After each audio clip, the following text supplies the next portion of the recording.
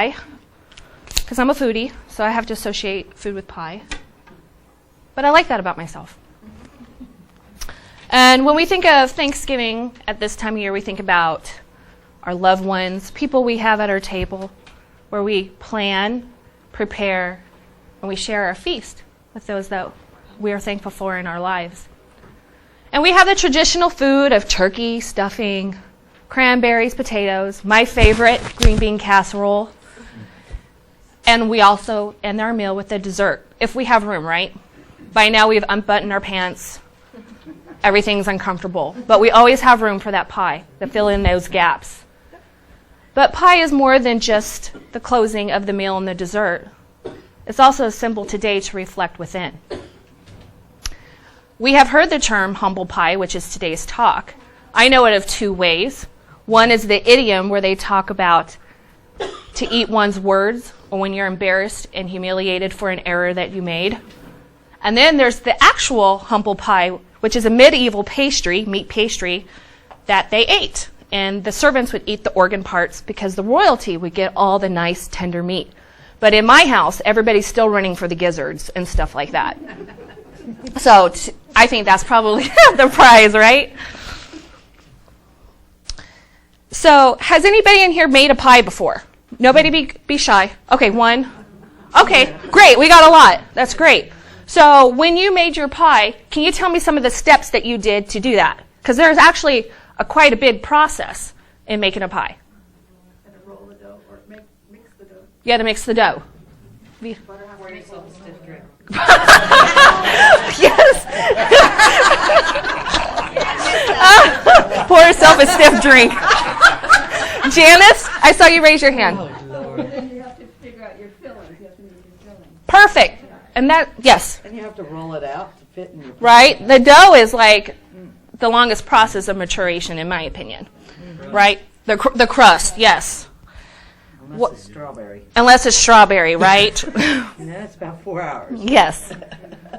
So we have that. And that's really the big process there is the creation process, the thought process that comes into our mind.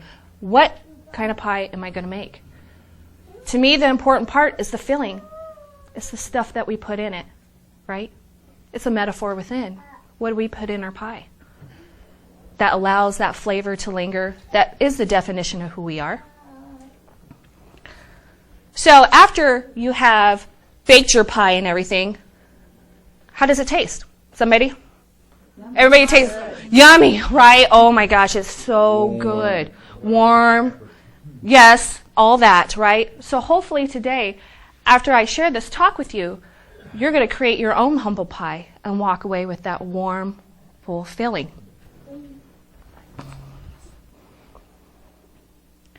The other day I was talking with my kids and my husband. I said, if you had a theme song, what would that be?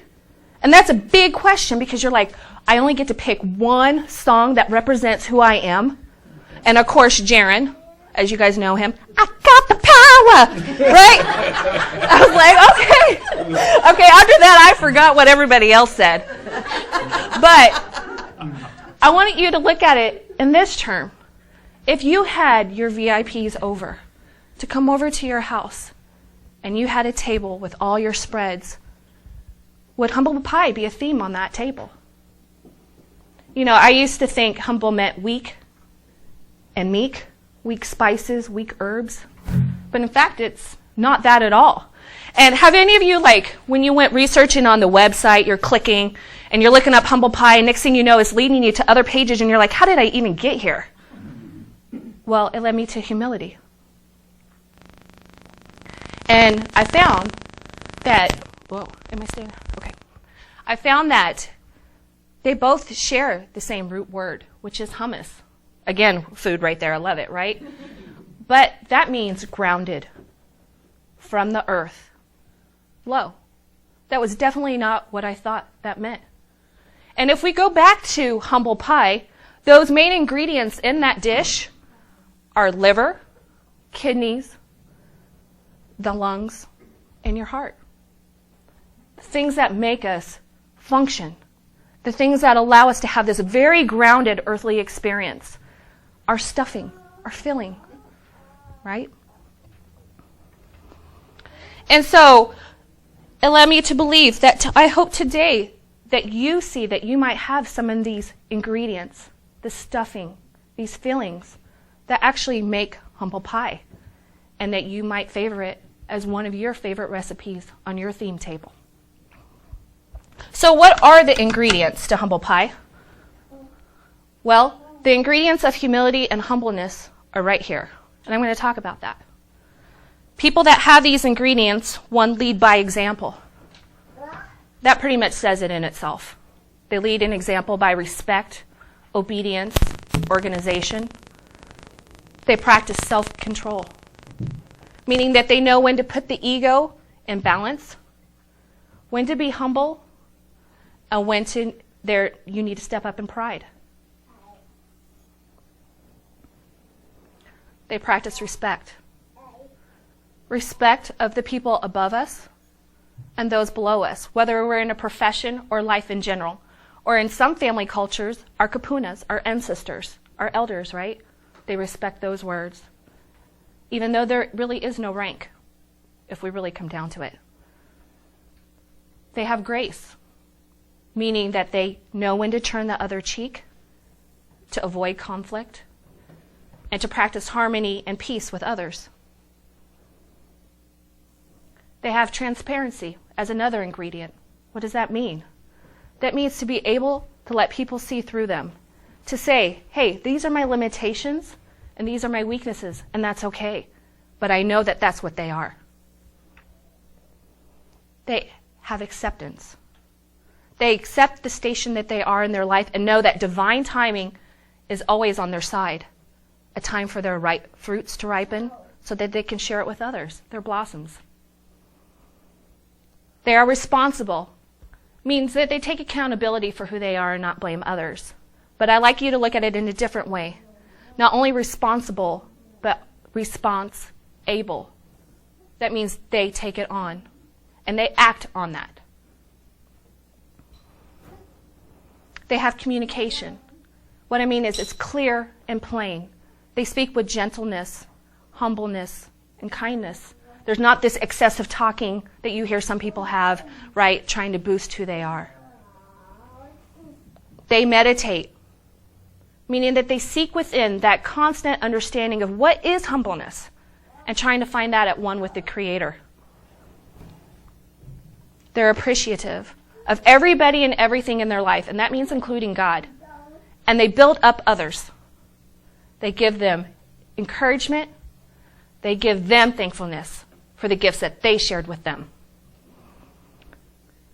And they're intuitive, meaning, if we break down the word, they lean into it, not away from it.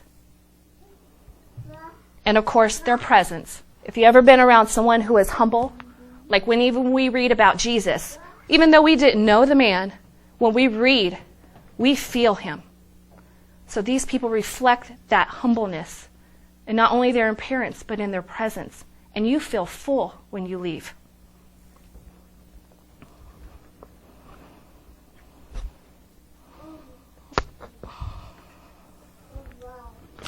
Jesus said that if we were to humble our spirit of that like a child, we shall seek the kingdom of heaven. Have any of you been around a child when they're trying to get your attention? They tug on you, right? Hey, hey. But when you have their attention, they look at you. And then they touch you on the cheek. And then they smile at you. That sheer childlike innocence. They're ready to listen to the next thing that comes out of your mouth. And they're going to trust everything you say. When they see you, they're looking at you with no color of our skin, with no size and shape of our body, with no gap of rich or poor. They're looking at you, smiling, totally trusting what you're going to tell them next because they're ready to take that into their hearts. Humility is also emphasized in a lot of religious practices and teachings. It's actually a sign of godly strength, not a weakness. It's emphasized in our relationships, and our socializations.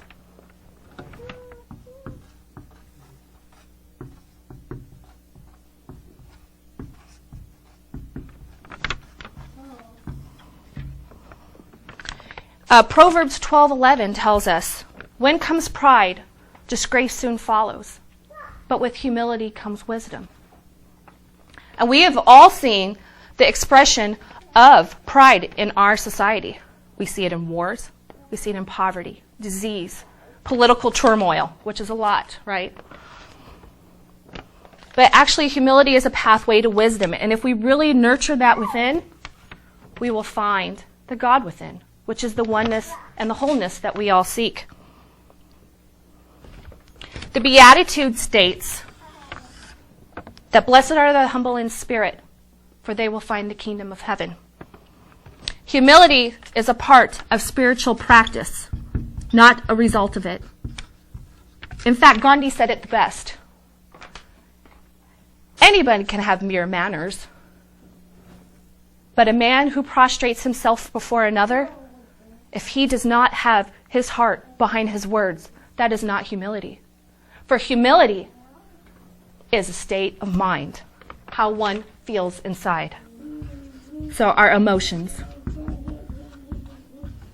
And within those emotions, what we feel in our heart, it reflects a posture on the outside. So our physical body.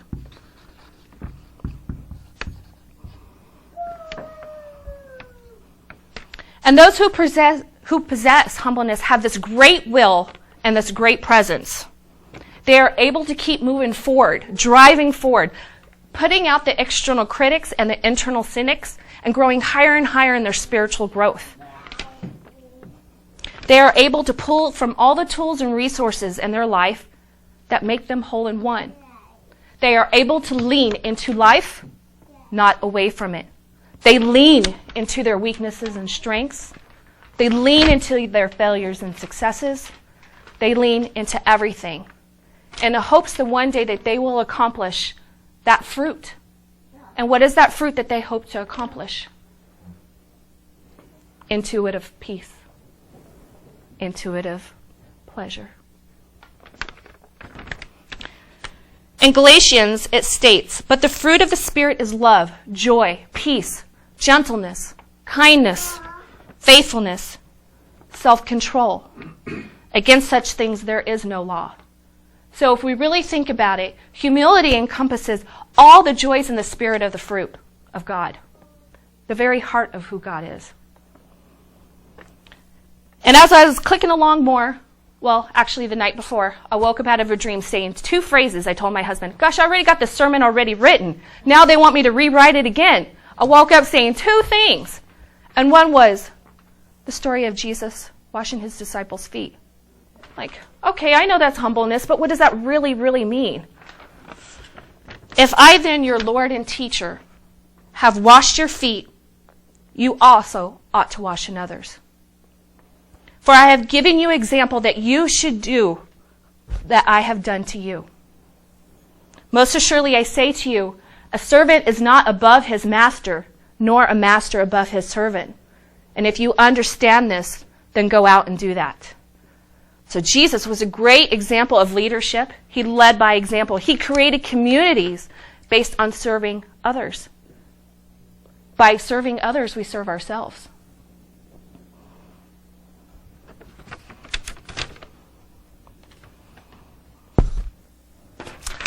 And humility does define a role of leadership. In fact, Jim Collins from the Harvard Business Journal said that the most transformative, powerful executives and leaders are those who have personal humility and professional will. So, there's our professional life, or our avocation,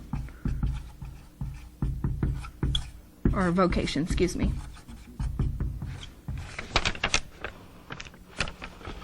Those who lead their businesses with their heart can endure greatness out in society and create a culture of discipline. These people are able to recognize their talents, their virtues, their characteristics, and go out and share it in the world and create a business to spread it to others. How amazing is that? that somebody believes in your vision, they see your heart, and they're willing to go with you. Sometimes we don't always do that in our role, right?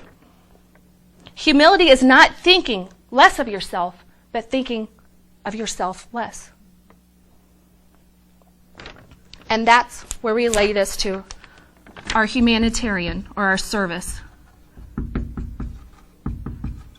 or our advocation.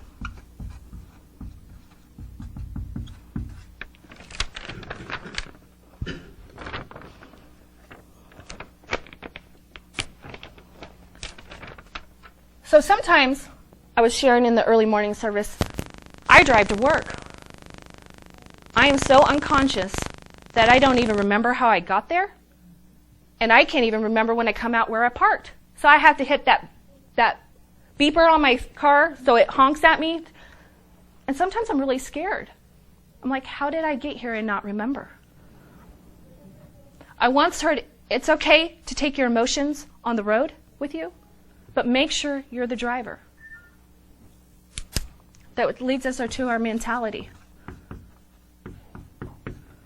So I'm asking you, do you lead your life?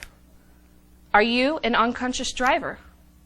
Do you remember how you get from A to B? Or are you a road rager? Or are you a humble driver? Do you have some of these ingredients in your pantry? Actually, you might find that if you go inside, look through all your ingredients, you find that you already have them. Some of them might need to be restocked. They're empty. They've been collecting dust. Some of them might be full, or some of them are used more frequently than others. And sometimes when we look at our whole pie, we're like, oh, this is so overwhelming. I don't even know where to start. Do I really possess these qualities? Because if I'm saying I'm humble, isn't that the exact opposite of what I thought humbleness was? Which is to be, right, put our head down? But no, it's to realize your worth and to go out there and serve it. So as you're putting your ingredients together, and you realize what you have and what you don't have, or what you might need to refill, sometimes they make those spices, Freddy's seasoning, where they take a whole bunch of stuff and then they call it their own, right? So I want you to make a humble pie seasoning, right? And that is to go in there and check what you got. You're going to mix it all together. And when it's time to put it into your filling, you're going to coat it, disperse it, so you can make that perfect bite. And then you're going to bake it, right? Creating this light, fluffy crust, letting the fragrance fill the air so people know who you are when they smell and they come into the house. But most importantly, don't forget to share that pie with others. So when they leave your presence, they have that full, ooey gooey, yummy feeling, and that they want to share that with others. So, as a course, we're going to go into our homework. So you all had a circle, and you're going to draw this pie.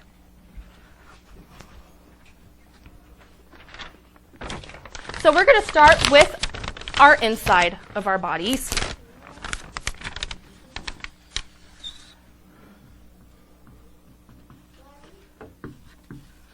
Like I said, there's no talk without homework in Eren. So you're going to do 1 to 5. 1 being wholeness or oneness. 3, you're at the middle ground, right? And 5 needs immediate attention. Or not immediate attention, but you know where it's at. So my question today is, what is the extent of humility in your life? So we're going to break down each slice. Our filling, our stuffing, right? So, in our mental body, do you practice the self-control, the balance of the ego? Do you have access monkey chatter? That's not always the best for your body. And I'm saying not all the time. What was the proper word? Most of the time. Most of the time. Okay, go gentle on yourself most of the time.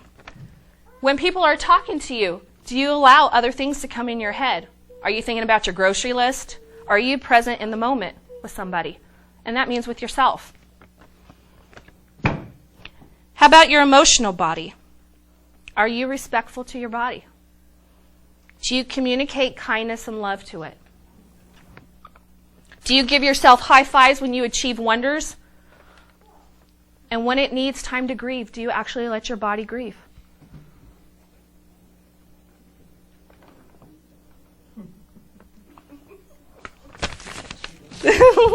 How about your physical body? Does your posture reflect your heart? So if I was to walk into a room, do you know who I am just by looking at my presence?